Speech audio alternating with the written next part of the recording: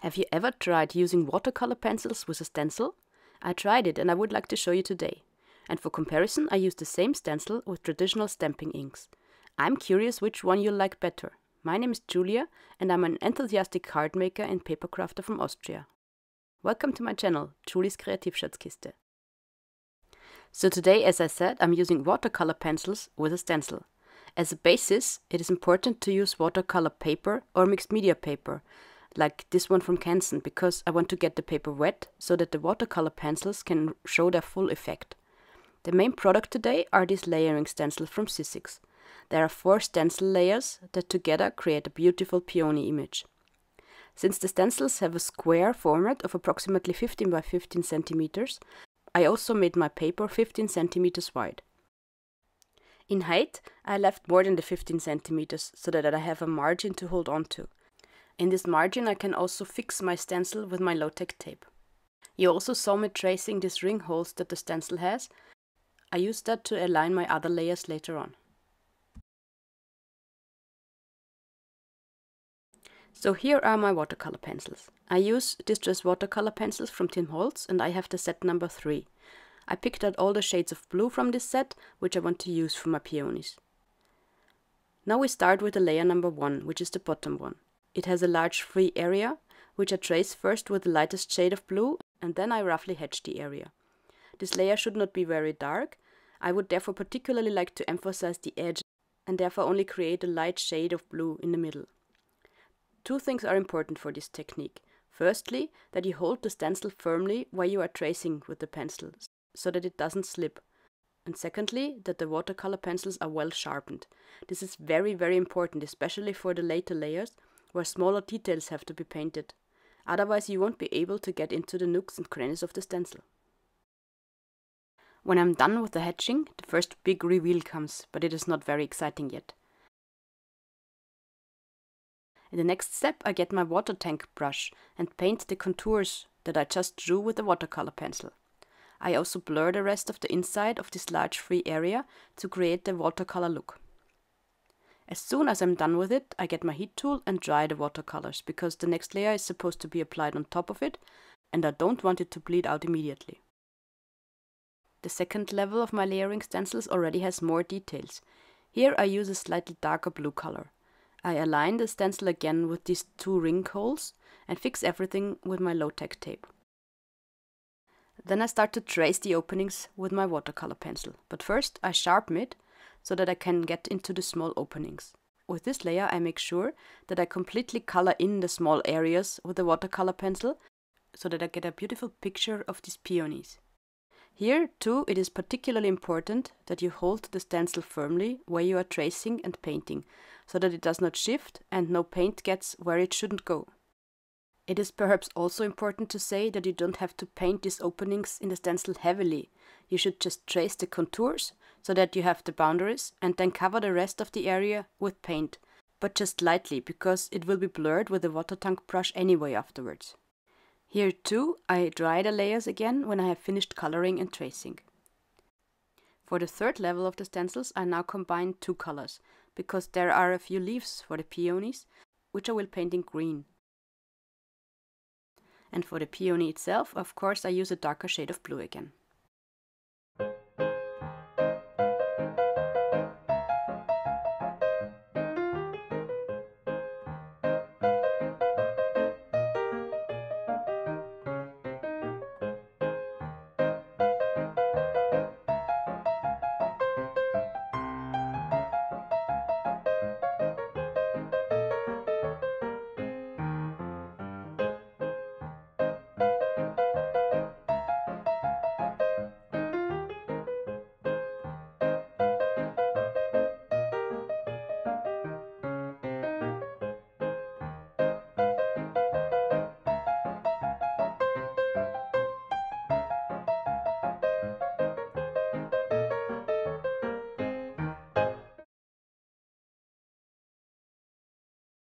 Our peony picture is already taking shape, very good. Again I remove the residue from the watercolor pencils and then use my water tank brush to blur the newly painted darker blue areas. This time I'm paying special attention that I not only wet the darker blue newly painted areas, but also the lighter shades from the previous layers. Because I want to get the watercolor effect, so I have to get bleeding into the other color tones. With the Distress Watercolor Pencils that works very well because even when they have dried I can wet them again and move the color around.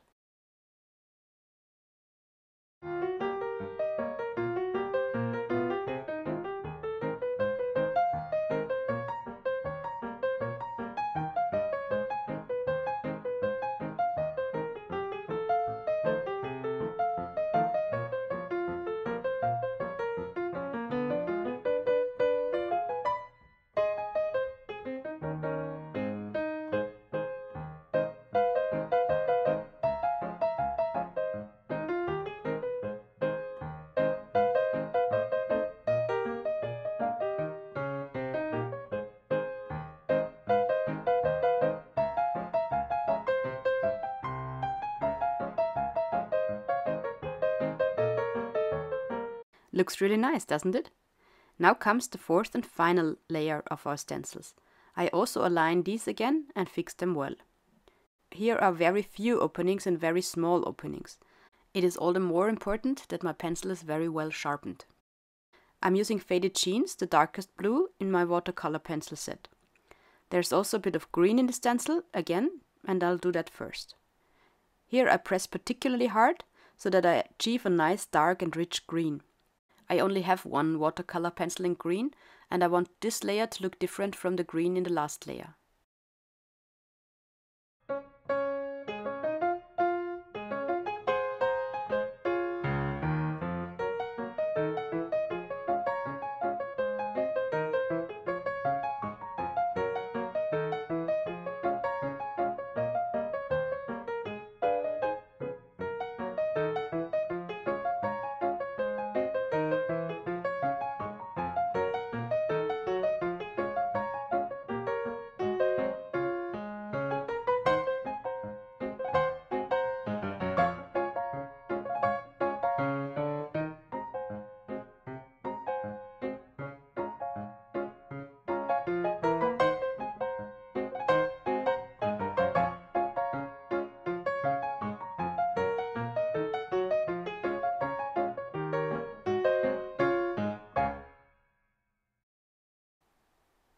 Here again, with my water tank brush, I not only wet the areas that I have just colored with my watercolor pencil, but I also make sure that I wet the contours of the other blue areas, so that all the blue tones bleed into each other and it becomes the beautiful peonies in watercolor.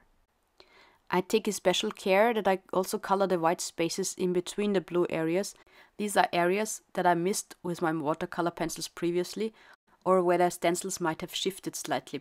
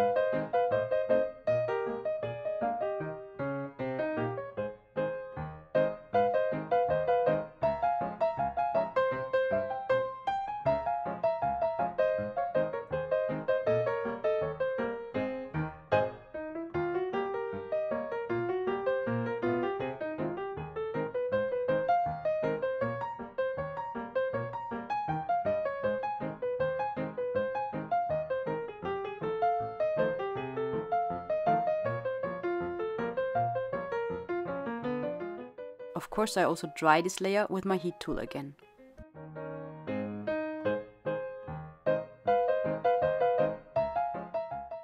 Although my picture would actually be finished now, I thought I would like to add a little more of this watercolor effect to it. That's why I sprayed the whole picture 2 or 3 times with my spray bottle at a greater distance, so that the entire picture gets water evenly. Then I waited a moment before drying everything again immediately. I then repeated this to reinforce the effect.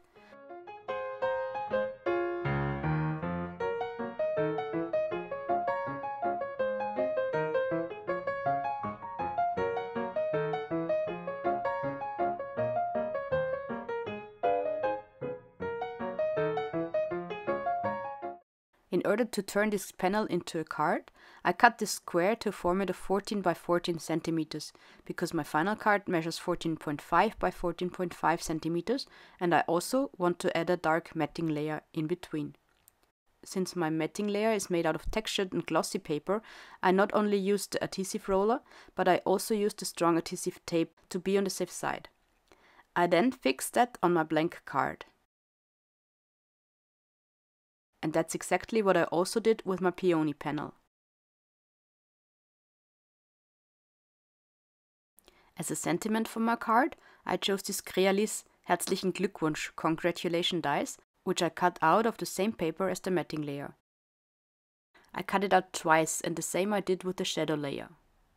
And I glued them on top of each other to get some dimension and stability.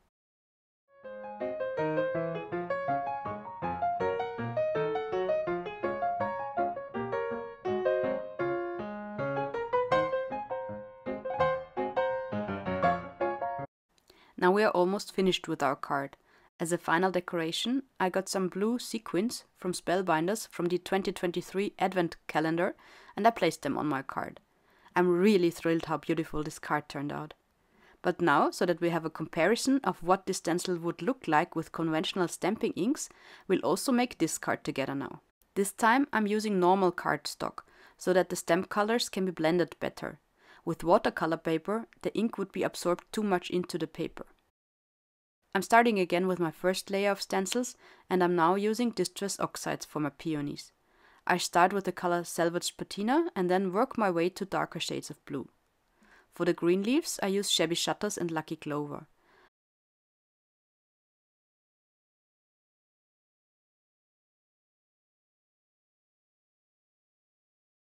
Okay, now we are at the second level of our layering stencils already, for which I used Salty Ocean.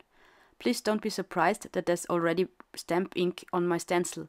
I had to do the whole thing twice, because the first time I ended up realizing that the stencil of my very first layer was reversed. I was pretty annoyed actually. Has this ever happened to you? I really love these moments when you remove the stencil and can see the progress in your picture. It's great every time. Now comes layer number 3. As with the watercolor pencils, I'll start with the leaves. I use Shabby Shutters and a mini blending brush so that I can get into the nooks and crannies better, but also don't get too much of the blue ink from the rest of the stencil.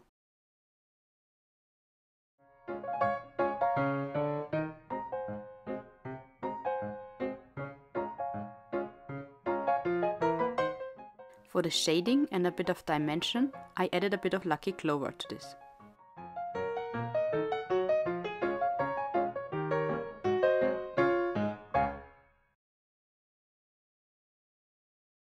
For the next layer of my Peonies, I used Peacock feathers. You can see that it is much faster to use stamping inks and blending brushes, because already we are at level number 4 with our stencils. Here I start again with the green leaves and Lucky Clover. For the Peonies, I used Mermaid Lagoon for the last layer. However, afterwards I realized that the contrast to the last layer in Peacock feathers wasn't enough for me, so I took a darker blue, faded jeans in this case, and I did this layer again.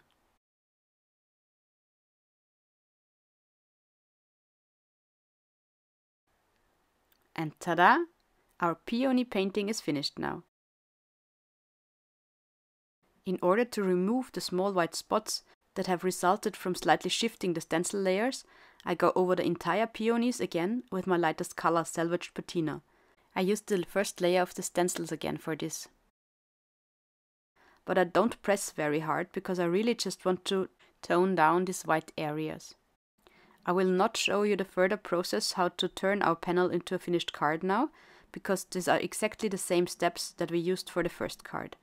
And here as well, with the sequence from Spellbinders, our card is finished. So now you can see the two cards which are made with the same product, the Sizzix layering stencils, but in two different ways. Which one do you like better? Tell me in the comments, I'm curious. I hope you enjoyed the video and liked the cards, and I would be very happy if you gave me a like or maybe even subscribe to my channel. Servus, until next time!